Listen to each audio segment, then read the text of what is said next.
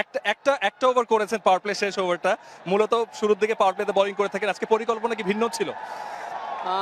ভিন্ন ছিল বলতে আজকে উইকেটটা একটু গ্রাসি ছিল, এই জন্য ক্যাপ্টেন চাইছে যে পেস বোলার দিয়ে, আর আমরা ওই পেস বোলারটা খুব ভালোই বল করছে 5টা ওভার। আমার ওই ওভারে মনে হয় 11 না 12 রান হয়ে গেছিল, বাট খারাপ বল করছি তা বলবো না, চান্সও হয়েছিল। যাক, আমার ব্যাট ডে গেছে আর কি ওই ওভারটা।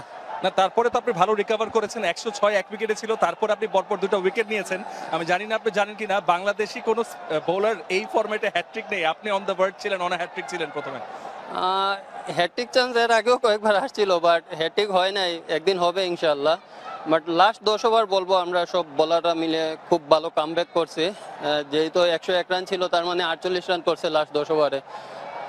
অল ক্রেডিট আমাদের বোলারদের জন্য, সবাই খুব ভালো কামব্যাক করছে। নিশ্চয়ই নিশ্চয়ই খুব ভালো হয়েছে। সারফেস ওয়াইজ 150 যে টার্গেটে আপনারা সীমিত করতে পেরেছেন, নিশ্চয়ই সেটা নিয়ে দল হিসেবে বাংলাদেশ খুশি।